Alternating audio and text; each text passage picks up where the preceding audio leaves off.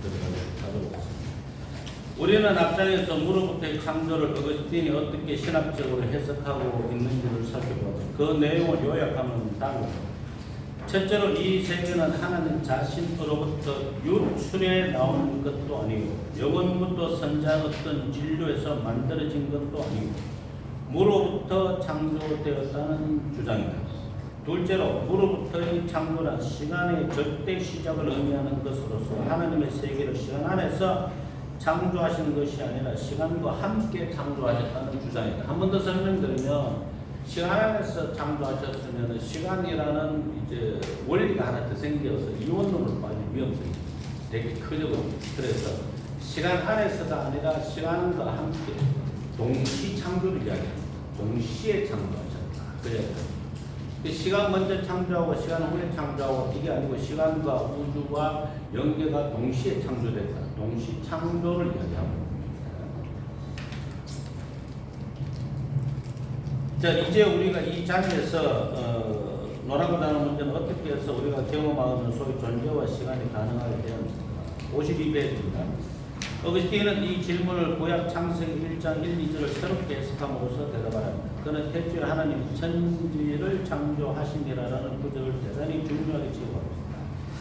그는 이 구절이 우리가 받아들여야 할 진리라고 생각합니다. 어거스틴은 어떤 신학적인 문제를 논할 때 성서가 아무리 불합리하고 애매하게 보일지라도 항상 성서에서부터 출발하였다.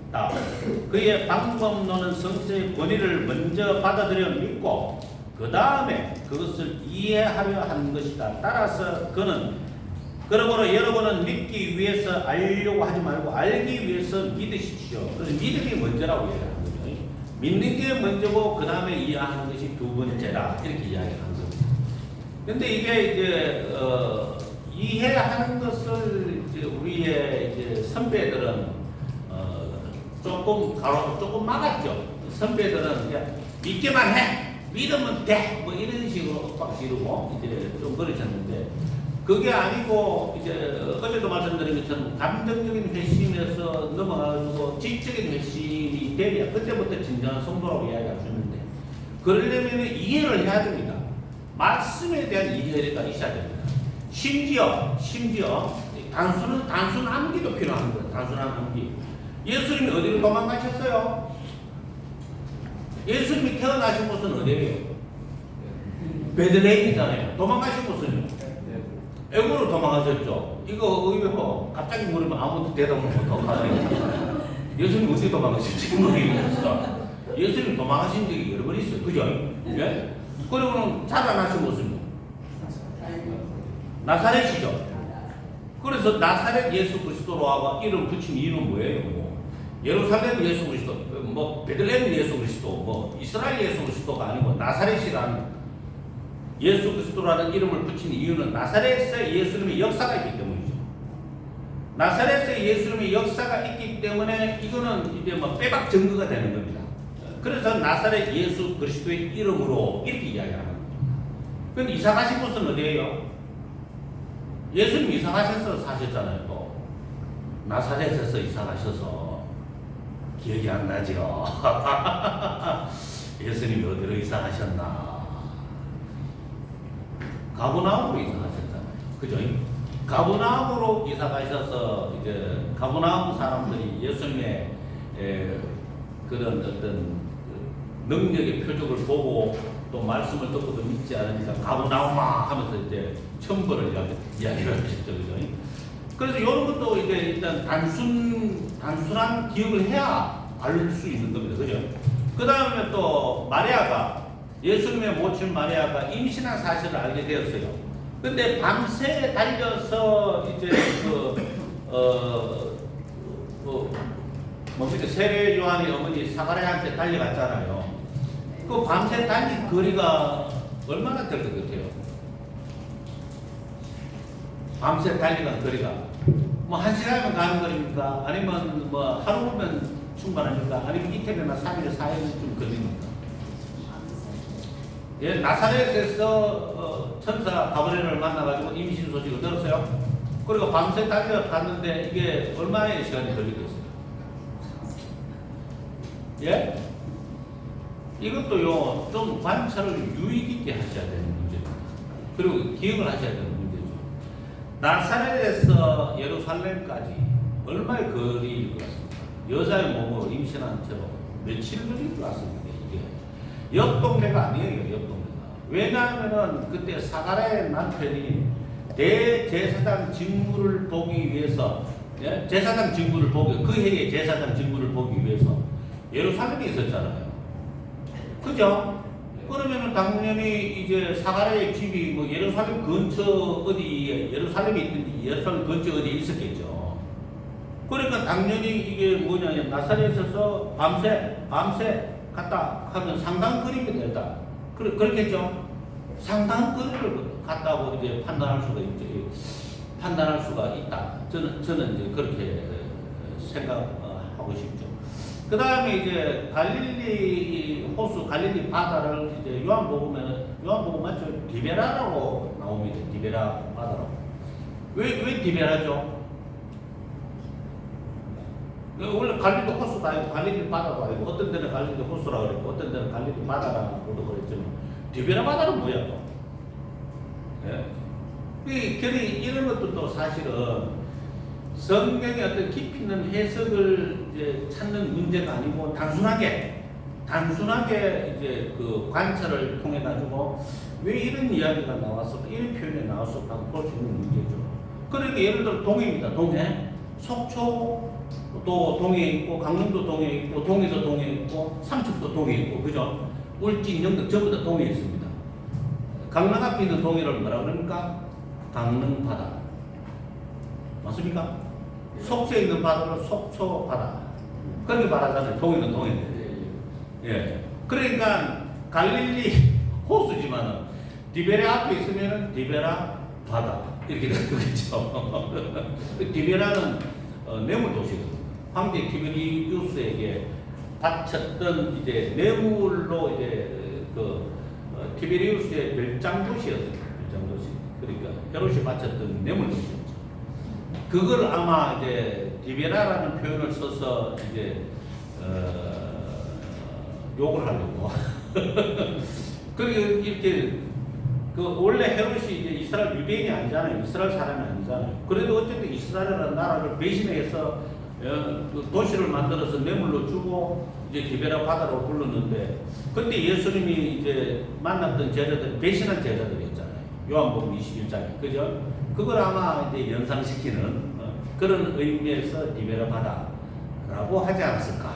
이제 이런 것들도 이제 성경을 유심히 봐서 파악할 수 있는 그런 문제가 되죠. 예. 그 다음에 또 하나 있습니다.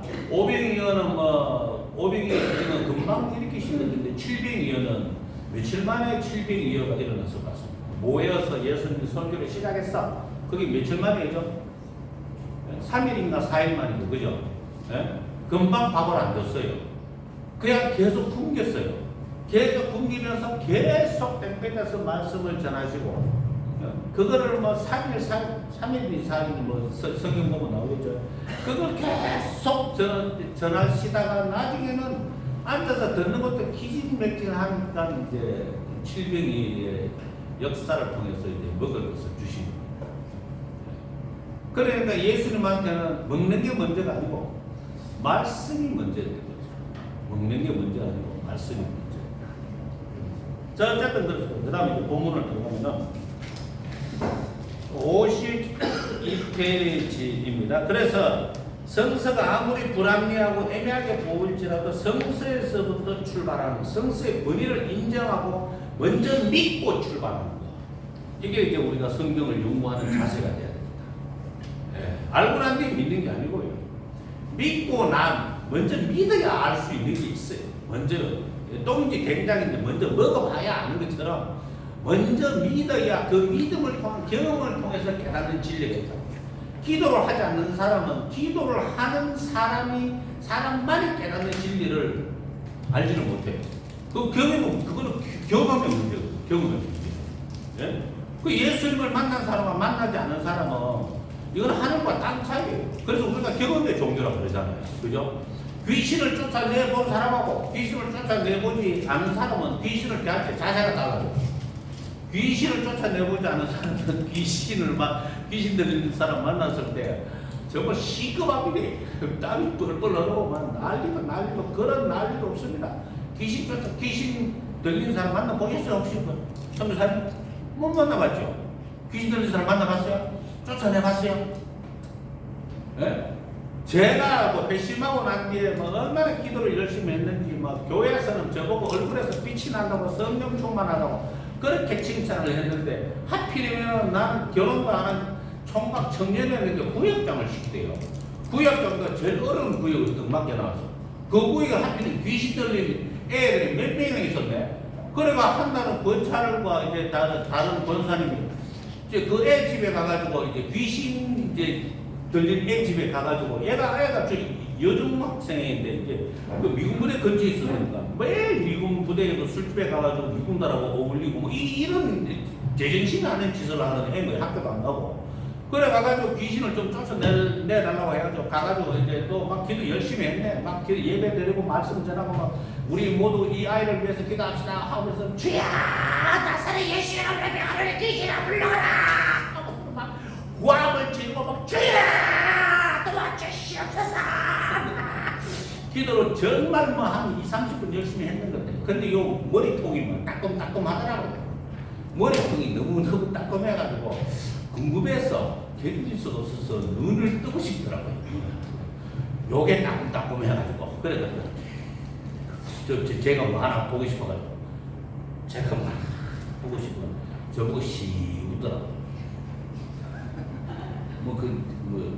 제 느낌은 꼴까 돌고 있네. 그렇게 말합니다. 그때 등줄기에 심은 땀이 쫙 흐르는 게 정말 쪽팔리고 수치스럽고 부끄러워서 빨리 도망가고 싶어가지고 도망갑시다. 그래서 또 다음에는 하필이면 또 이제 저쪽 고암동에 있는 모 교회에 다니는 이제 그 교육도 선생 친구 목사가 이제 자기 교회에 귀신 들린 여집사님이 있다고 목사님이 이제 예배들을 가자고 하는데 네 친구들도 다 불러라 그래요. 나 저를 부르더라고요. 그래 저도 또 질질 끌려갔죠. 가기 싫었는데 귀신 들린 사람이 있으면 가기 싫어요. 쪽팔려가지고 그 가가지고 또 목사님 예배 드리고 막 불러 하고 막 하고 난 다음에 또 기도했네. 막 열심히 막 기도를 막 하고 나사렛 예수의 이름으로 하는 게 그밖에 없으니까 물러갈지어다 하고서 막 기도를 했는데 이번에는 뭐 제가 주인공이 아니고 손님이니까 게스트잖아요. 손님이니까. 그런데 이제 이 여집사가 귀신 들린 여집사가 막 목사님하고 권사님들하고 뭐 그래 교육전사 저하고 뭐 친구하고 막 기도를 막 하고 있는데 갑자기 막 소리를 지르더라고요. 예? 목사님아 잘해라. 뭐 그 한마디로 깨갱이가 다 쫓겨났죠. 그 사람들이 귀신 들린 사람 만나면 오금이 저려가지고. 근데 지금은 이제 제 마음 태도를 아예 바꿔버리기 때문에 괜찮아요. 지금 귀신 들린 사람 만나면. 저는 그 다음부터 어떻게 이제 마음을 바꿨냐 하면 나는 기도할 뿐이고 역사는 하나님이 하신다. 이제 그걸 마음속에 깊이 새겼죠. 믿음의 기도는 병든 자를 일으키니. 그저 나는 기도만 할 뿐이고 귀신을 쫓아내든 병든 사람을 고치든 그것은 하나님의 문제지 내가 하는 게 아니다. 나의 윤리적 도덕적 능력으로 하는 것도 아니고 내가 기도했다고 기도의 시간으로 이렇게 쫓아내는 것도 아니고 나는 나사렛 예수의 이름으로 말할 뿐이고 들으시는 것은 하나님이시다.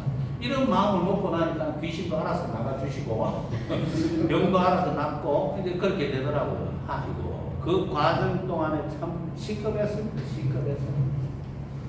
자, 그 다음 보겠습니다. 이 말은 결코 성서를 중간쯤입니다. 무조건 맹목적으로 받아들여 그것으로서 모든 질문을 종결시키는 성서 문자주의를 말하는 것이 아니죠. 극단적인 성서 문자주의가 되게 위험합니다. 말 그대로 눈이 범죄하면 눈을 빼버려야 되잖아요. 문자주의로 나가자면. 오른손이 범죄하면 손을 높게 찍어버려야 되고. 그러면 눈 빠지고 손, 발 다 잘리면 죄 안 짓습니까? 그 마음으로 죄 짓는 거 어떡하는 얘기야? 그럼 모가지 잘라버려야 돼. 이게 극단적인 성서주의 그 성서 문자주의가 되는 거죠. 14만 4천 명만 구원받는다. 이렇게 딱 하고 휴거. 성경에 단어 딱 하나만 등장하거든요. 들어 올려. 그걸 한자로 하면 휴거잖아요. 그럼 공중혼인잔치, 7년 공중혼인잔치 이야기를 그 세계주의에서 나오는 얘기인데 그거 왜 필요하죠?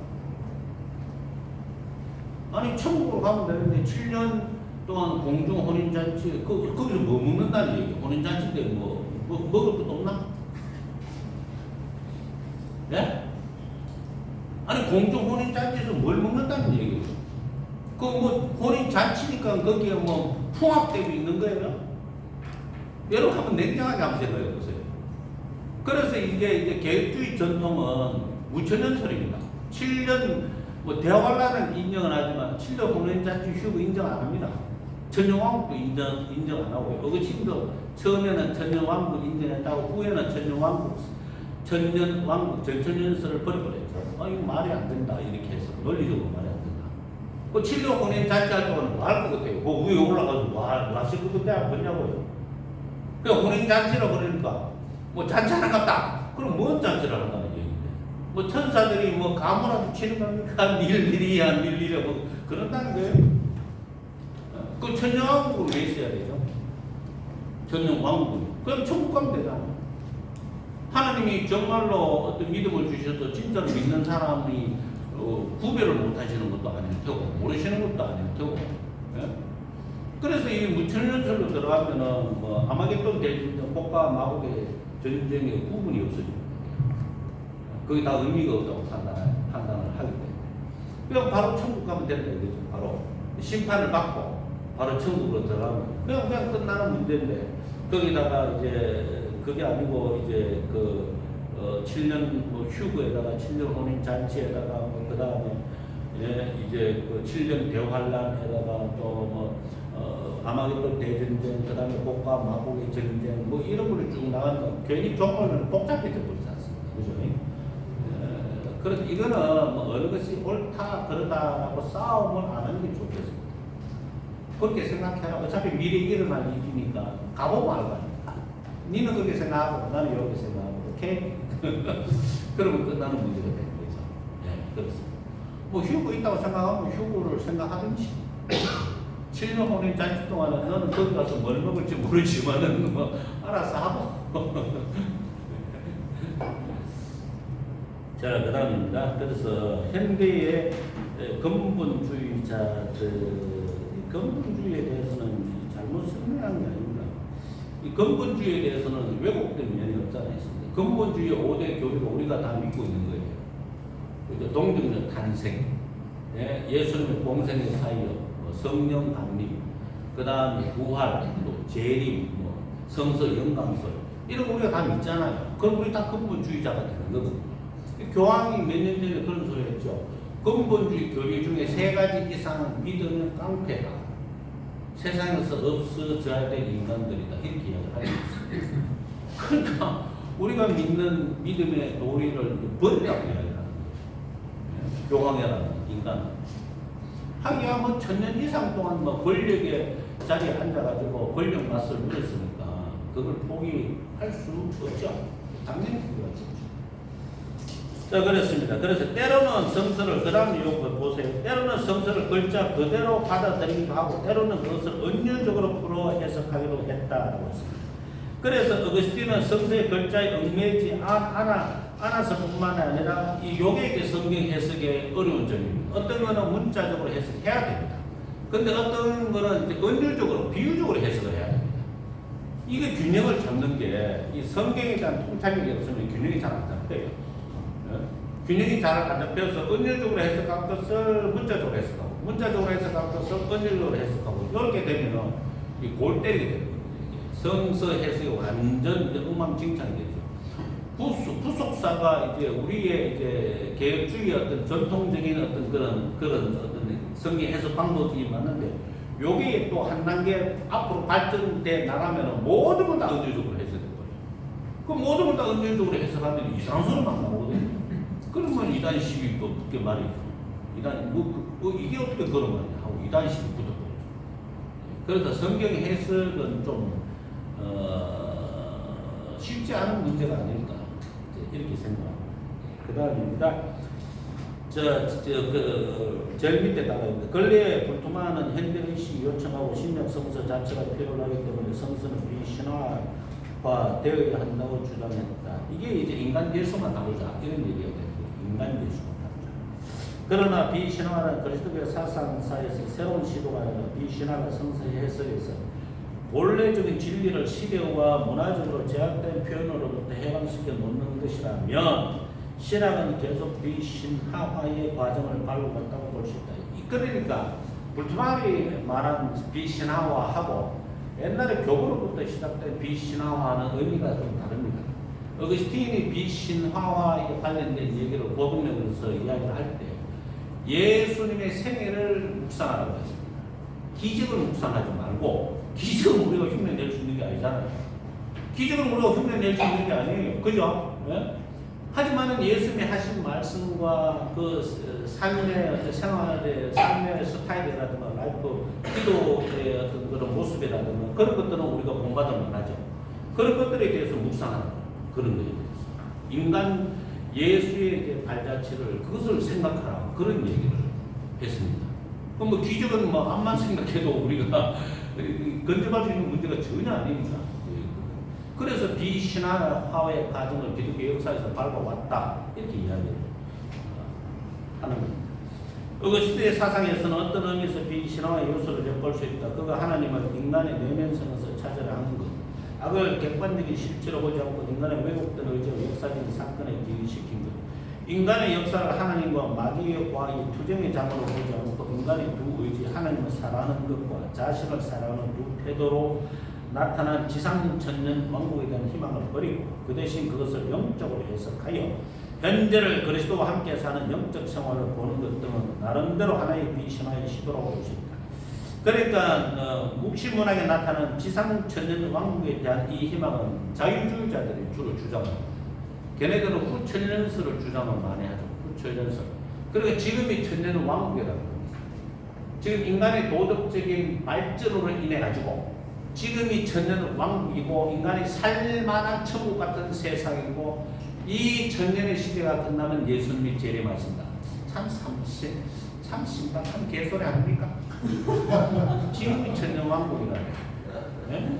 이렇게 비민들이 많은데 오늘도 호텔에서 이렇게 오는 길에 보니까 캄보디아의 가난한 노동자들이 얼굴 표정을 보니까 참 불행한 우울한 그런 표정이더라고. 살기 너무 힘들다. 그런데 뭐 천년왕국이야. 그런데 무슨 천년왕국이야?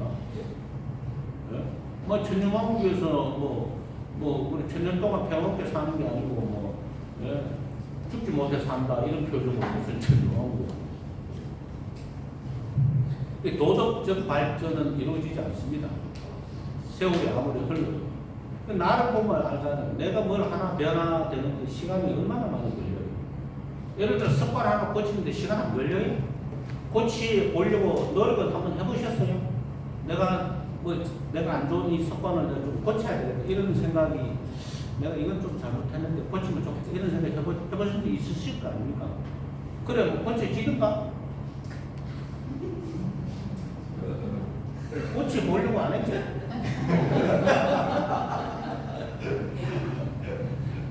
노력하지 마세요. 안 고쳐진다. 아예 포기하고 내 모습 이대로 주받으옵소서. 그게 제일 좋아. 내 모습 이대로.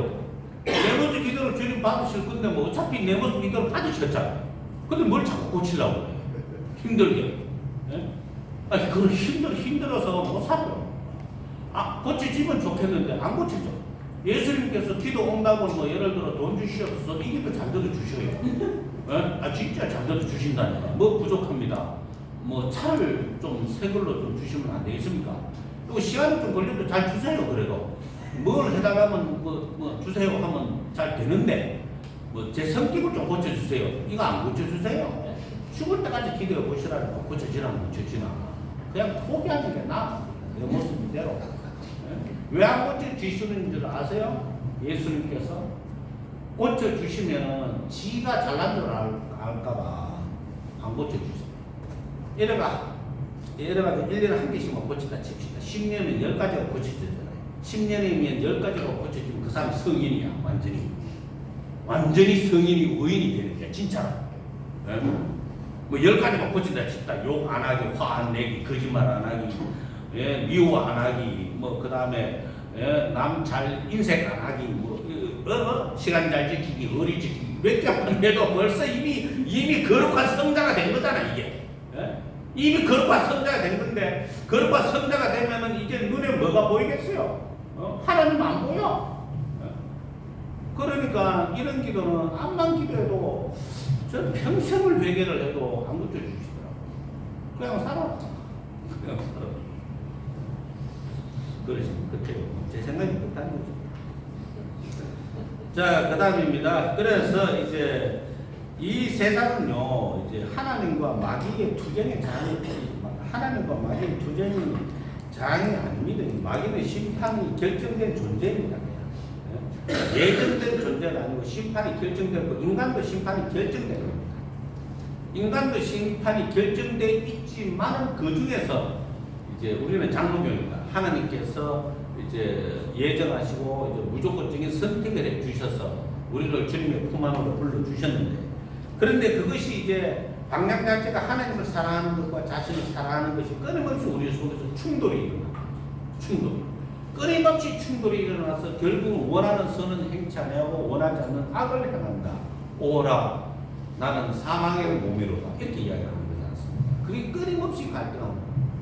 이제 한번 생각해 보세요. 저는 그 소리를 정말 많이 들었는데 정말 듣기 싫더라고요. 이제 뭐 예를 들어 캄보디아 올 때도 팁 주면은 저 캄보디아 사람들 장본이 버릇 없어진다고 팁을 주지 말라고 그러시는데 제 생각은 좀 다르거든요. 예? 뭐 우리 애들도 한국에서 이제 뭐 횟집이나 뭐 어딘가 알바 가면은 이제 사람들이 음식 먹고 그 다음에 술이 좀 채면은 이제 팁을 10,000원, 20,000원 주거든요. 그러면 애가 돌아와가지고 오늘 팁 받아서 하면서 뭐 기분 좋다고 막 10,000원, 20,000원 팁을 받으면 1,000원짜리 팁을 주면은 뭐 안 되죠. 우리나라에서. 그 10,000원, 20,000원 팁 주면 얼마나 기분이 좋겠습니까? 안 그렇습니까? 예. 근데 이 사람들한테 $2 팁은요, 3,000원밖에 안 되잖아요. 그걸로 뭐 버리장머리 이야기하는 게 좀 웃기지 않나요? 예? 걔네들은 $2 팁 받고 얼마나 기분이 좋겠어요. $5야 7,500원밖에 안 되는데. 근데 그걸 가지고 팁 주면 안 된다고 그렇게. 아직은 유럽은 팁 문화잖아요. 미국은 팁 문화가 많이 사라졌다 하던데. 예? 그건 너무 좀 인정머리 없어 보이는. 또 팁 주면 좋은 점이 있잖아요. 팁 받은 사람이 얼마나 더 서비스가 좋아요. 안 해도 될 거 해주고 가잖아요. 한 번은 $5 주는 게 옆에 서가야 돼. 뭘 시키라 싶어가지고. 마치 왕이 되는 그런 기분. 시종이 옆에 서가 있는 그런 기분입니다.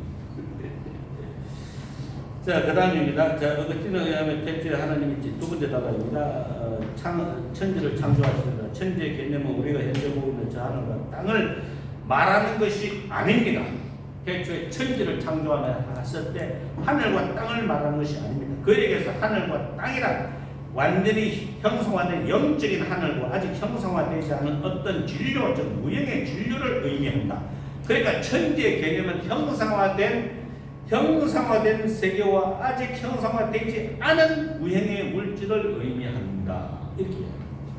그래서 땅이, 하늘은 이제 형상화된 영적인 하늘을 의미한다면 땅이 보이지 않고 혼돈하더라 라는 구절을 무형의 진료로 이해했다고요. 근데 우리가 이게 문자적으로 해석하면은 하늘과 땅 이렇게 되잖아요. 하늘과 땅 이렇게 되는 거잖아요. 그죠? 그걸 의미하는 게 아니고 하늘은 형상화된 영적인 하늘을 의미하고 땅은 무형의 진료. 그래서 땅이 뭐라고요? 땅이 보이지 않고 혼돈하더라. 그러면 그 다음에 무형의 진료를 이해하고 어둠이 10년에 있더라 하는 구절은 아직 형상화되지 않는 영적인 진료로 이해하고 있다. 어둠이 10년에 있더라. 10년은 뭡니까? 빛이 하나도 들어오지 않는 깊은 모습을 의미하지 않습니까? 그죠? 그러니까 이게 지금 이제 어거스틴이 이걸 창세기 1장을 이제 은유적으로 해석을 하고 있다. 이거 문자적으로 해석을 하면 말이 안 되니까. 이 무형의 진료나 플라톤이 말한 것처럼 이미 있던 진료가 아니라 하나님의 절대무로부터 창조를 행했을 그러므로 이 진료는 하나님을 따라 독립적으로 존재한 영원한 실체하는데 그렇게 어거스틴은 이 진료를 절대무로부터 구분한다. 그는 또한 진료를 이미 형상화된 피조물과도 구별한다. 왜냐하면 그 진료란 54페이지입니다. 아직 어떤 특수한 존재를 형상화되지 않았기 때문에 그러나 이 진료는 어떤 존재를 형상화될 수 있는 가능처를 진료다. 하나님의 자비는 이 진료를 그대로 내버려 두지 않고 말씀의 형성적 능력, 로고스 기능론이라 그러죠, 그죠? 요한복음에서 말씀이 육신이 되어 그런 의미죠. 형성적 능력과 연합하도록 불러내어 피조물을 만드신 것이다. 이러한 어거스틴의 이해는 플라톤의 절대무와 상대무에 비교될 수 있는 것으로 창조와 형성을 구분하여 생각해 볼 수 있다. 그는 창조와 형성을 구분하여 당신은 먼저 절대무에서 진료를 창조하셨고 그 형상이 없는 진료에서 세상의 형상을 지으신 것입니다. 그러므로 어거스틴의 창조 이해의 배움에는 두 단계의 과정이 있다고 볼 수 있다. 첫째 단계는 진료를 절대무로부터 창조해내는 것이다.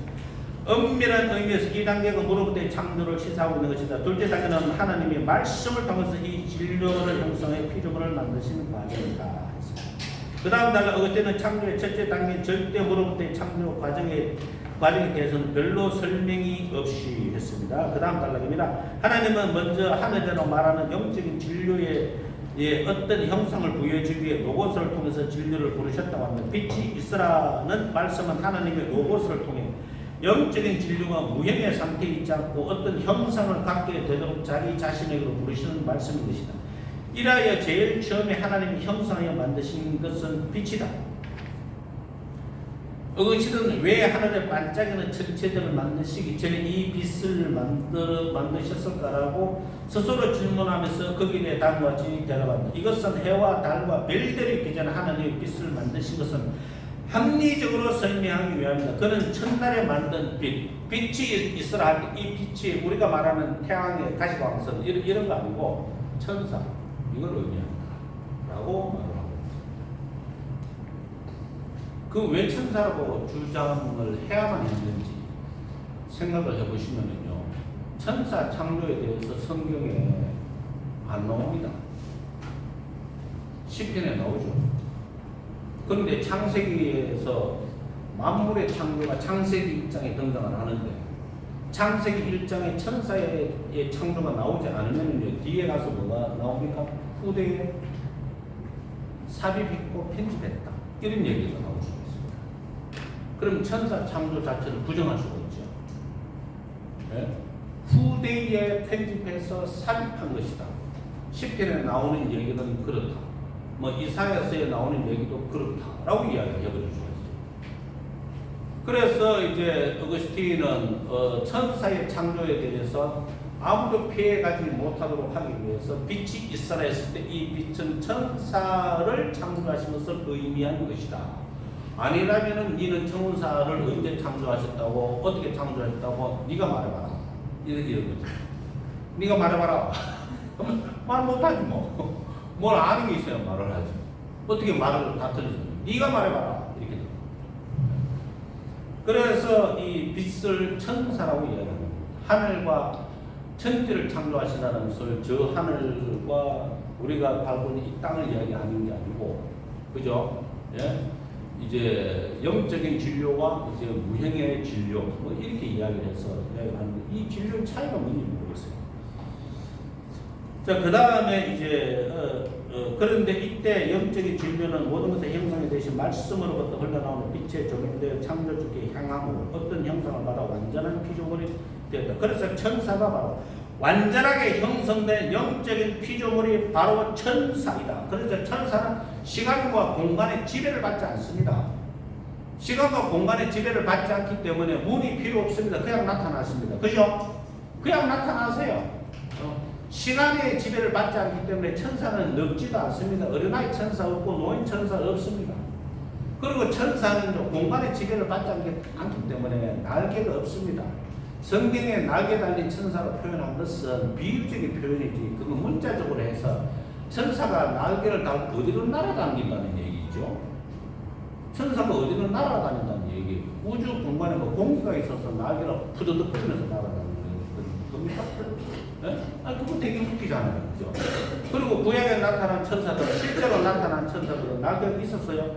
없었잖아요. 사람의 모습으로 이제 변형이 돼서 이제 사람한테 나타나셨을 때, 마노아한테 나타나고, 아브라함한테 나타나고, 그 다음에 이제 롯하고 한테 나타났을 때 천사가 날개 달려가고 나타났냐고. 아니지 않습니까? 그냥 나타나신 거지 않습니까? 가브리엘이 날개 달고 마리아한테 나타나셨습니까? 그거 아니잖아요. 예수님의 무덤에 있던 천사가 날개 달고 이렇게 나타나셨냐고요. 그게 그냥 청년이라는 거잖아요. 청년. 그러니까 이 시간과 공간의 지배를 받지 않기 때문에 천사는 완전한 피조물. 그렇게 표현하고 있습니다. 이 천사들이 완전히 형성된 피조물이라 할지라도 말씀의 정면으로부터 떨어져 나와 방향을 다른 곳으로 돌리면 자연히 형상이 없는 상태로 돌아가려는 경향을 갖게 된다. 진료는 그것이 영적인 것이든 물질적인 것이든 간에 본래 무에서 창조되는 것이기 때문에 다시 무로 돌아가려는 자연적인 경향적 본향을 자기가 나온 대로 돌아가려고 하는 그런 귀속 본능을 가지고 있다. 그러니까 천사가 뭐라고 그랬습니까? 하나님이 하나님을 창조하실 때 만들어진 하나님은 신이 아니라고 그러죠. 그죠? 신이 아니기 때문에 전지전능 무소부재한 존재가 아닙니다.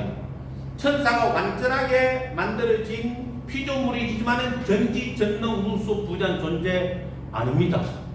전지가 아니니까 하나님에 대해서 압니까 모릅니까? 모릅니다. 몰라요. 천사는 자기가 보고 들은 것 외에는 전혀 몰라요. 그러니까 반역을 하죠.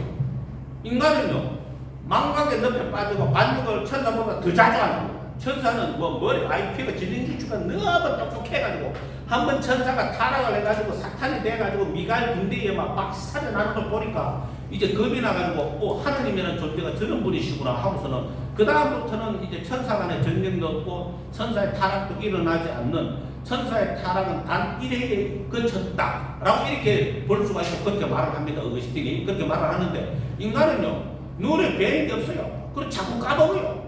그리고 회개하고 자꾸 같은 일을 계속 반복해서 지어 지각도록 또 짓고 회개하고 귀신도 믿고 뜨는데 사람은 하나님 두렵지 않아? 하나님 덤벼보소 이렇게 막 나가는 거예요. 하나님 한번 덤벼보세요. 어떻게 한번 죽여보라고. 내 여기 있으니까 한번 해볼 터면 해보세요. 이렇게 말하는 사람도 있대요. 가만히 배밖에서 없었어요 진짜. 진짜로 그렇게 기도하는 사람도 있더라고. 얼마나 자기 삶이 비참하고 열받아서 그런지 모르지만 해볼 터면 해봐라고. 죽여보라고 이러더라고. 참 어이가 없어서 진짜. 그래서 이제 하나님께로부터 이제 어거스틴은 맨 처음에 이야기했잖아요. 모든 피조물은 하나님을 마주 보도록 창조되었다고. 그래야만 행복하게 된다고. 그럼 우리가 지금 불행하다 하는 것은 내가 하나님을 마주 보고 있지 않는 거예요. 부부간에 불행하다. 그거는 내 남편 때문에 아니고 내 아내 때문이 아니에요. 내 때문이에요. 내가 하나님을 마주 보고 있지 않기 때문에. 내가 하나님을 바라보고 있지 않기 때문에 부부간에 불행하고 부부, 자식 간에 불행하고 친구 간에 불행한 거예요. 잠언서에 뭐라고 말씀했습니까? 하나님을 경외하면은 원수라도 더불어 친하게 만드시느니라. 원수도 나를 사랑하게 만든다고 이야기하셨어요. 원수가 나를 사랑한다고 이야기하게 만든다고. 그러니까 결론은 뭡니까? 원수가 원수로 남아있는 것은 내가 하나님을 경외하지 하는 게 부족하기 때문인 거예요. 그러니까 갈등의 원인을, 관계가 박살이 나는 원인을 사람 탓으로 돌리면 안 되는 거죠. 나와 하나님 사이에 문제가 있구나. 이렇게 봐야죠. 나와 하나님 사이에 문제가 있구나. 그러면 하나님께서 저 친구는 니한테 도움이 안 되니까 내가 알아서 정리해 줄게 하면서 아주 멀리 보내버려요. 내가 굳이 끊으려고 할 필요도 없어. 너 딴데 이사 가라.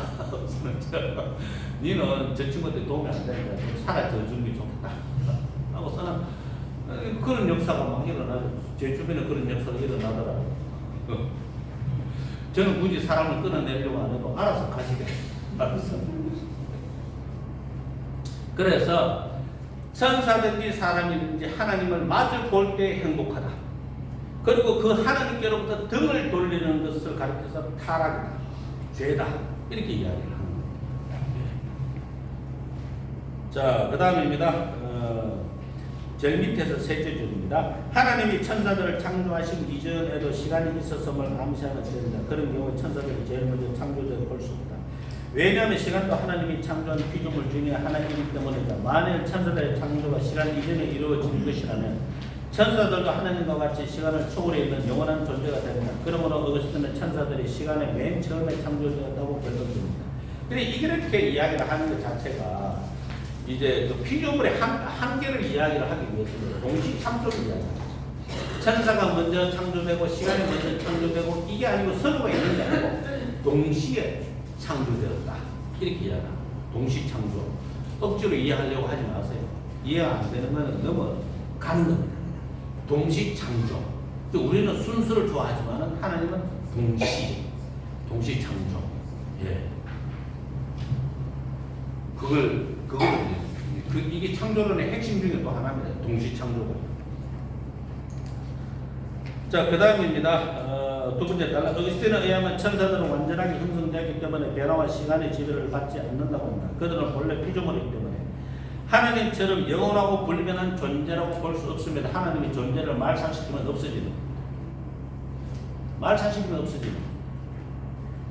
그러나 그들은 영원한 하나님께 항상 도전해 있고 또한 그의 말씀을 항상 완상하고 있기 때문에, 그래 우리처럼 변덕을 부르는 거죠. 우리는 하나님의 말씀을 읽다가 말다가, 기도를 하다가 말다가, 묵상을 하다가 말다가, 하나님을 사랑한다고 했다가 안 하다가 이러다 변덕을 부리지 않습니다. 그래서 안 되는 거예요. 전적인 의지를 하는 게 아니고 이랬다 저랬다 이랬다 하기 때문에 하나님은 들어줬다 안 들어줬다 하시는 거라고 보이지 않습니까? 네가 지금 나를 사랑하는 게 했다 말았다 하는 거지. 좋아. 너도 당해봐 하면서 이제 했다 말았다 들어줬다 안 들어줬다. 그런데도 하나님은 자기를 철떡같이 사랑하는 줄 알고 무응답도 응답이라 그래서 하면서 기도에 도리어 게을리하고, 그러면 안 되죠. 무응답이 뭐 응답입니까? 사도 바울은 응답 받은 겁니다. 응답하셨잖아요. 가시를 없앴다고 기도를 했는데, 세 번이나 기도하는데 하나님이 나타나셔서 네 은혜가 네 조카들도 고마 기도해라. 응답하신 거예요, 그거예요. 맞죠? 응답하신 거라니까. 근데 우리는 기도 조금 하다가 응답이 빨리 안 오면 무응답도 응답이라고 기도를 포기해버리잖아요. 요거는 사탄의 지도를 받은 것이라고 저는 말씀드리고 싶습니다.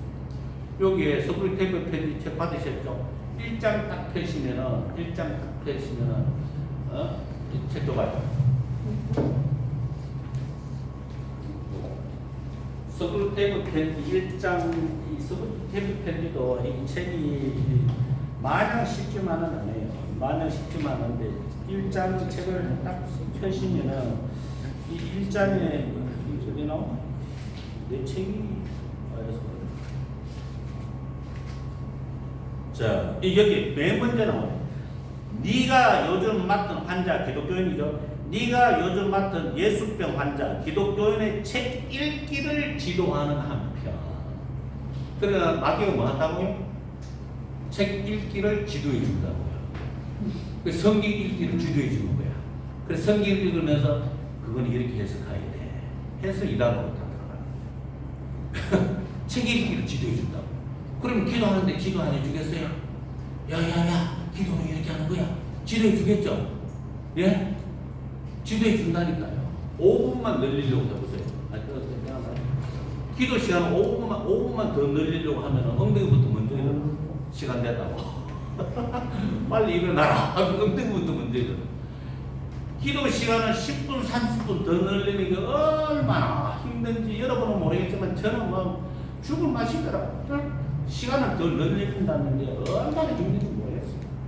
그래 뭐 마귀가 얼마나 친절한지, 기도하는 것도 지도해 주지, 책 읽는 것도 지도해 주지, 심지어 사람 대하는 것도 지도해 주지, 누구를 미워하면 빨리 용서 못하도록 더 원한을 가지고 있어라, 죽이고 싶어하는 마음도 가지고 괜찮다 하면서 계속 그런 마음을 불어넣어주지. 야, 참 이게 내 마음인지 마귀 새끼가 준 건지 어떤 때는 분간도 안 가면서 아이고 헷갈려라. 자, 그다음입니다. 그래서 이제 변화되지 않는다는 겁니다. 천사가 항상 의존해 있고 그의 말씀을 항상 완성했기 때문에 이게 이제 에녹이 300년 동안 하나님을 동행해서 히브리서 11장에 보면은 죽음을 보지 않고 데려가시다고 하지 않습니까? 그죠? 우리 300년 동안 300년 못 사고 3년 3개월 석 달도 어렵다. 아니 3일도 어렵다. 3일도. 하나님을 항상 의존하고 관상하는 게 3일도 어려워요. 3일도. 너무 분주해가지고 마음이 쓸데없이 너무 바빠가지고 3일도 집중하는데 왜 그렇게 머리가 복잡한지 할 일이 왜 이렇게 또 많은지. 그러니까 우리는 죽어야 되는 거예요. 에녹처럼 죽창고 천국 못 가는 거예요. 이게. 근데 천사는 항상 관상하고 하나님을 바라보고 있습니다. 그 자리를 유지하고 있는 거죠. 이미 뭐 타락한 천사들은 심판이 결정됐기 때문에 그래서 이제 마귀는 회개가 없습니다. 마귀는 자기 자신에 대한 증오와 원한밖에 없습니다. 감히 하나님을 증오하고 원한을 가지는 건 있을 수 없는 얘기고, 이제 단테 신곡에 보면 마귀는 자기 자신에 대한 원한만 가득 찼다 이렇게 이야기하죠. 예. 자, 그 다음입니다. 그 다음 페이지로 넘어갑시다. 57페이지입니다. 토마스 위 디오니시우스 56페이지 전립대 위 디오니시우스라는 말은 가짜라는 뜻입니다. 디오니시우스의 이름만 빌렸다. 다음 것이죠. 토마스 아퀴나스 57페이지에 여기서 뚜레시 명시되어 있다. 디오니시우스의 사상에는 세 가지의 존재 양상이 구분되어 있다. 그것은 곧 하나님의 영혼, 영계 존재자들의 지속, 그리고 시간성이다. 토마스 아퀴나스에게서 F은 영혼과 시간의 중간에 있는데 이는 영계 존재자들의 지속으로서 본질적으로 시간을 속했지만 우발적으로 시간의 앞과 뒤의 연속성이 관계적입니다. 뭐 그렇게 얘기했다고 생각하시면 되겠습니다. 자, 이와 같은 두 번째 단락 영적인 하늘, 즉 완전하게 형성된 영계의 세계를 만드신 것과 대조의 하나님을 땅에 주시되 여기서 땅이나 앞에서 언급된 것과 같이 우리가 올 수 있는 이 지구를 말하는 것이 아니라 보이지 않는 땅을 의미하는데 이 보이지 않는 땅으로부터 하나님은 우리가 보고 있는 저 하늘 이 땅 그리고 그 안에 모든 변하는 사물들을 만드셨다는 것이다. 어거스틴은 이 보이지 않는 땅을 아직 형성되지 않은 무형의 진료, 이제 땅을 그렇게 본 거죠. 하늘을 영적인 진료로 봐서는 땅을 이제 아직 이제 형성되지 않는 무형의 진료 이렇게 봅니다. 자, 제일 밑에 달라집니다. 그러면 이 무형의 진료는 어떤 것일까? 이 무형의 진료는 절대무에서 창조되어서는 아직 어떠한 형태의 존재로 형상화되지 않은 58페이지입니다. 그러나 무엇으로 될 수 있는 가능체인 것이다. 그러므로 무로부터 창조되어서는 아직은 무엇이 아닌 이 진료를 상대적인 무, 거의 무라는 표현을 합니다. 무방할 것이다. 그러나 엄밀하게 말한다면 가능체로서 이 무형의 진료는 전혀 형상이 없는 존재가 아니다. 왜냐하면 이 진료가 절대무에서 창조되었으므로 절대무와는 다른 어떤 종류의 형태를 가지고 있다고 볼 수 있기 때문에 그래서 어거스틴은 이 무형의 진료를 그의 무라고 부르는 것이다. 이것은 무엇으로 되기 이전에 순수한 미결정의 상태로 있는 가능체이다. 그러나 동시에 그것이 어떤 것이면 틀림없다. 그러면 이렇듯 절대무도 아니요 아직 어떤 형상도 받지 않은 이 어떤 것이란 도대체 무엇일까? 어거스틴은 이 애매한 무형의 진료를 거의 무라고 말했지만 이것을 개념적으로 파악하기 어렵다고 이야기했습니다. 그래 이걸 이해가 안 됩니다. 이해가 안 되는 것을 이해하려고 하지 마시고 그런 말이 있구나 이렇게 생각하시면 됩니다. 동시에 창조했다.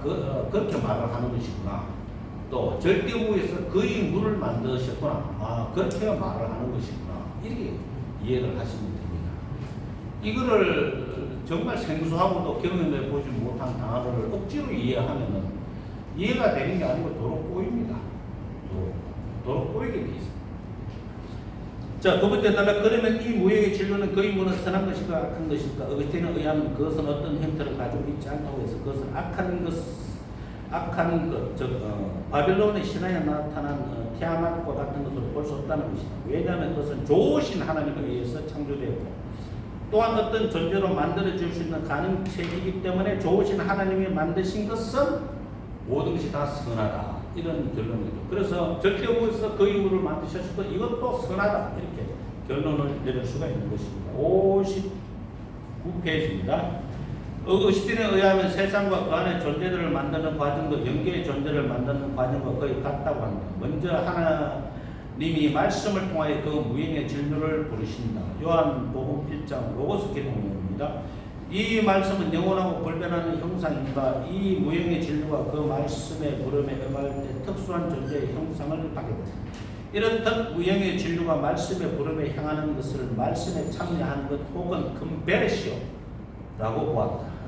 이 정말 징글징글한 이 회심이라는 말이 등장합니다. 제가 그래서 이제 회심을 잘못 배워가지고 다시는 돌이켜 죄를 짓지 않는 것을 회심이라고 배웠습니다. 그런데 회심하고 난 뒤에 계속 같은 죄를 계속 반복하잖아요. 계속 같은 죄를 반복하고 계속 하루에 1시간, 2시간, 2시간, 3시간 계속 회개기도만 했어요. 정신병 걸리는 줄 알았어요. 네? 그래 회개기도만 저만큼 회개기도 많이 한 사람도 없을지도 몰라요. 지금도 뭐 이 습관이 돼가지고 자동으로 회개기도가 먼저 나와요. 저의 죄를 용서해 주시옵소서 자동으로 나와요. 그러면 또 감사합니다. 이게 또 자동으로 나오고. 그런데 이게 제가 그걸 그때 다니던 교회에서 이제 강도사님한테 그런 얘기를 듣고 나니까 제가 회심한 게 아닌 게 되고 회심한 게 아닌 게 되고 사탄한테 속임을 받은 게 되니까 약국마다 돌아다니면서 수민제 싹 그다가 입에 다 넣었는데 또 주님은 긍휼히 여기셔서 그 다음 아침 8시에 눈이 번쩍 뜨지게 만드시고 그래가지고는 이게 뭔가 세상에 이런 일도 있을 수 있는가 하다가 이제 나중에는 주님 저를 선택하지 않으셨으면 선택해 주시고 저를 예정하지 않으셨으면 예정해 주시고 저를 저 영원한 천국에는 살아온 것도 비참한데 지옥에는 꼭 가지 않도록 도와주십시오. 천국에는 꼭 가게 해 주시옵소서. 그렇게 이제 기도를 했지 않습니까? 나중에서야 이 책을 보고 알았어요. 이 책을 보고 회심이라 돌이켜 다시 죄를 짓지 않는 게 아니고 전향 방향을 바꿨다는 겁니다. 나와 세상을 향해서 살던 그 삶의 방향을 하나님을 향해서 바꿨다. 이게 회심이라는 거죠. 예? 나와 세상을 향해서 살던 그 삶의 방향이 바뀌어져서 하나님을 생각하고 하나님의 말씀에 주의를 기울이고 하나님 앞에 양심의 가책을 느끼면서 그러면서도 하나님의 도우심을 구하고 그렇게 방향이 바꾸어진 것이 회심이라는 거였어요.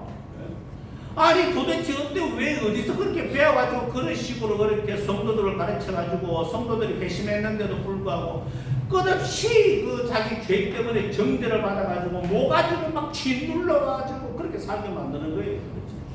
심지어 어떤 목사님은 방송 설교하는 거 저 설교 잘 안 들어요. 남의 설교 잘 안 들어보니까 예? 다시 마음으로도 죄를 짓지 말라 그러더라고요. 그 소리 듣는 순간에 신경질이 막 올라오더라고요. 니라 마음으로 죄를 짓지 마라.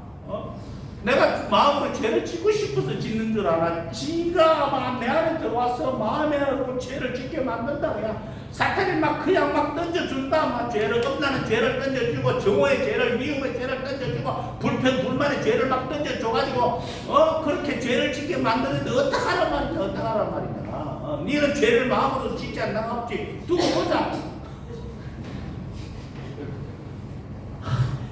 아니 그렇잖아요. 말이야 쉽지 마음으로 죄를 짓지 말라. 굉장히 뭐 있어 보이잖아요. 근데 그걸 사람들의 모가지를 쪼르는 일인 줄 왜 모르는 거를? 왜 사람을 자꾸 정죄를 해? 복음에는 복된 말씀인데 왜 복된 소리를 자꾸 우리 정죄하는 걸로 바꾸어서 이야기해요. 마치 이게 그게 율법주의지 뭐겠어? 율법은 선한 것이잖아요. 그런데 그걸 안 지킨다고 계속 율법이 일어나는데 안 지킨다고 네 말씀대로 안 산다고 그 말하는 거 정말 듣기 싫어. 믿음이란 뭔가 말씀대로 사는 거. 말씀대로 사지도 않으면서 뭐 믿음 얘기하는 거야. 그럼 말씀대로 안 사니까 당신 믿음 없는 거예요. 우리 말씀대로 사는 거 맞아요. 말씀대로 사는 게 쉬워요. 뭐 한 개라도 사는 거 있으면 이야기해봐요. 말씀대로 사는 거. 예? 아니 왜 제 앞에 앉아가지고 아니 말씀대로 사는 게 이제 한 개라도 있으면 말해보라니까.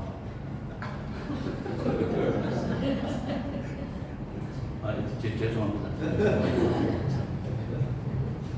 묻지 말고 그럼 당신은 말씀대로 사는 거 한 개라도 있어?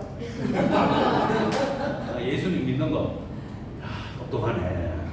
예수님 믿는 거 말씀대로 사는 거 한 개 있네.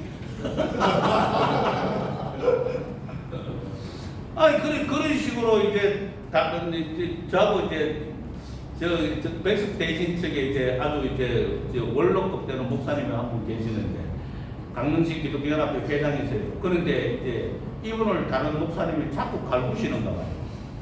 이분이 이제 농사도 열심히 짓고 목회도 열심히 하셔가지고 굉장히 부지런하게 일을 하시고 찬주도 많이 하시고 헌금도 많이 하시고 남도 많이 도와주시고 노다지 다른 목사님이 이분을 갈구는 목사님 전화 와가지고 니는 농사 꾸이지 목사가 아니다. 말씀대로 살아야지. 자꾸 이렇게 이야기한다는 거예요.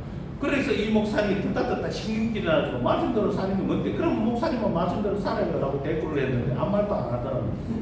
말이 돼서 다른 말이 아니고 왜 나한테 돈 좀 안 갖다 주냐? 그 말을 같다. 그 말. 네?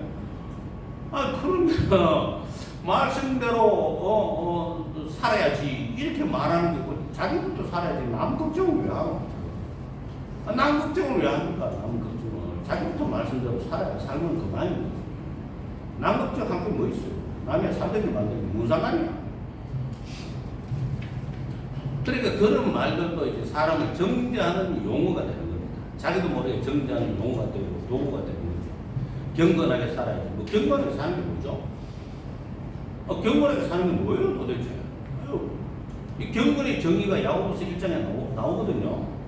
그것도 모르고 그냥 경건하게 살아야지라고 이야기를 하면은 이게 이제 성도들 입장에서는 막연하게만 가지고 있게 돼요. 야고보서 1장에서는 뭐라고 이야기를 했냐면은 일단 입을 닫아야 돼. 일단 입을 닫아야 돼. 아니 야고보서 1장 마지막 절에 꼭 그렇게 하나님 아무튼 경건은 이렇게 이야기하면서 일단 입을 닫아야 돼. 예? 예? 말을 이제 조심하라고 하는지 하지 말라고 하는지 일단 입을 닫아야 되고 그 다음에는 세속에 물들지 말아야 되고요. 세상 유행을 타면 안 돼요. 세상에 흘러가는 건 따라가면 안 된다고요. 우리 목사님들이 뭐 정치적으로 세상 따라가지 마세요. 그거는 세상을 따라가는 거예요. 뭐. 예? 그런데 왜 따라가요? 그런 데를. 그거도 나쁜 거고 극자도 나쁜 거고 뭐 다 나쁜 거예요. 우리는 그냥 믿음만 지키고 하나님만 따라가야지. 예수님만 따라가야지. 세상을 따라가면 안 되죠. 안 그렇습니까? 대답 안 하시는 모양이에요. 얼마나 많이 그건 알아서 해서 하시면 돼요. 어쨌든 저는 그것도 그렇다고 생각합니다. 저는 그것도 그렇다고 생각해요. 그리고 마지막으로는 가난한 자를 돕는 거죠.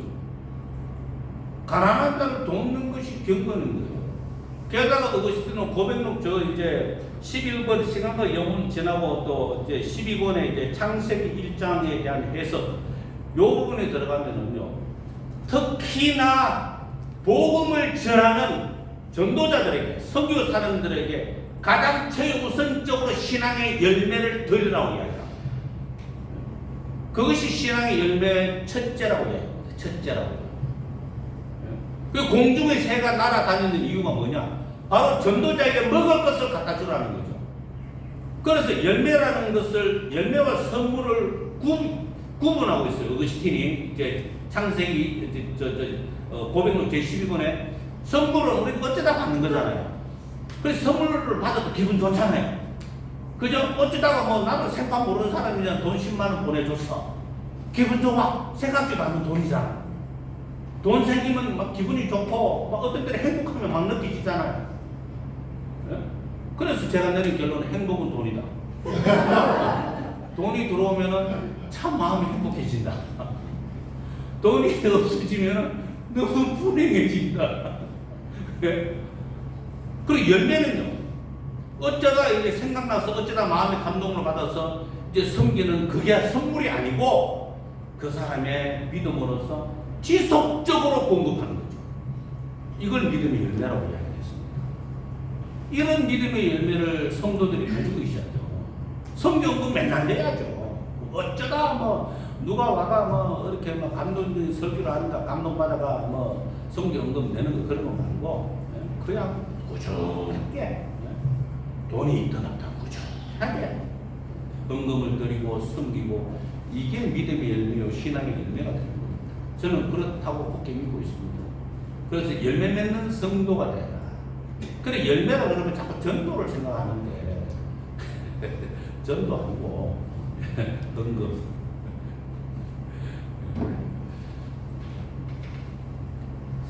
자, 그 다음에 이제 이거 한 차례 59페이지. 그래 전향, 그죠? 회심은 뭐라고 해? 전향이다. 방향을 바꾸는 것이다. 나와 세상을 향한 방향에서 하나님한테로 예수님한테로 돌리는 그것을 가리켜서 회심이라고 이야기한다. 이런 겁니다. 여기서 말하는 두 번째 단락에 형상이라 하면 사물에 불변하는 본질을 말하는 것이다. 이 형상들은 창조되지 않고 영원히 하나님의 마음에 항상 같은 상태로 있게 된다. 밑에 줄로 넘어가면은 그런데 여기서 우리가 이해하고 넘어가야 할 것은 하나님 먼저 무형의 진료를 만들어 놓고 일정한 시간이 지나간 다음에 어떤 형상을 그것을 보유했다고 보아서는 안 된다는 것이다. 무형의 진료의 창조의 그 진료의 형상을 부여하는 하나님의 행위 사이에는 어떤 시간적인 차이가 없다. 이게 동시 창조를 이야기합니다. 이게 시간적인 차이를 두면요 진화론이 끼어듭니다. 시간적인 차이를 둡니다. 진화론이 끼어듭니다. 진화론. 그래서 이제 그 진화론적인 창조론을 주장하는 사람도 있는데 성결교 신학대학 교수가 그 소리 했다가 이단으로 교단에서 이단으로 정죄받고 몰리기도 했는데 그거다 옛날에 이단으로 판정받는 수십 년 전에 이미 이단 판정받은 겁니다. 그걸 뭐 미국이라고 유학 갔다가 이제 와서 떠드는 게 좀 불쌍하기도 하고 사장된 이론을 끄집어내는 게 참 웃기기도 하고 그래요. 자, 그 다음에 이제 다시 말하면 무형의 전도를 창조해서 하나님의 활동과 그것을 좀 형상을 부여하는 활동은 동시적 또는 무시간적. 그러니까 다시 말씀드립니다. 동시창조요.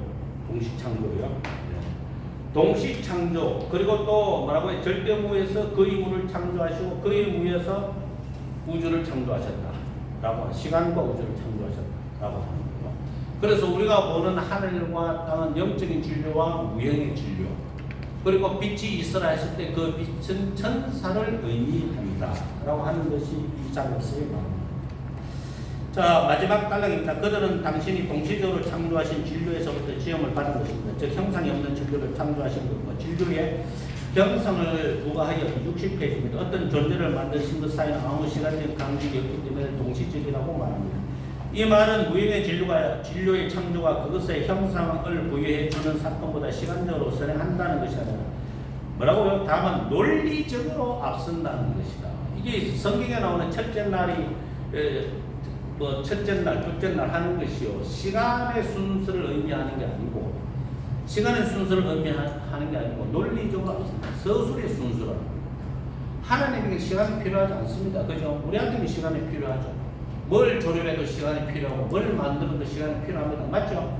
반드시 시간이 걸립니다. 그러나 하나님에게는 시간이 걸릴 이유가 하나도 없습니다. 그래서 동시 창조를 이야기하는데 창세기에서 첫째 날, 둘째 날, 셋째 날은 서술의 순서, 논리의 순서, 우리가 이해할 수 있는 순서를 기록했다고 보시는 것이 타당합니다. 그러니까 어거스틴의 사상의 특징 중에 하나가 뭐라고 했어요? 신중심 사상. 하나님 중심. 하나님의 전능하심을 훼손하는 어떤 것도 반대하는 겁니다. 전능하신 하나님에게 왜 시간이 필요하냐? 이렇게 반문하는 거죠. 그래서 이제 동시 창조를 이야기합니다. 다만 논리적으로 앞선다는 것뿐이다. 그것은 마치 소리가 곡조보다 논리적으로는 앞서지만 시간적으로는 동시인과 마찬가지다. 그 이유는 시간이라 형상이 부여된 것과 함께 있게 되는 것이기 때문에 이것은 그 시간과 존재는 함께 있음을 의미하는 것이다. 따라서 형성을 아직 받지 않은 무형의 진료는 시간에 의하여 제약을 받지 않는다는 말이다. 하나님이 창조한 이 세계는 두 피조물의 질서가 시간의 지배를 받지 않고 있는 셈이다.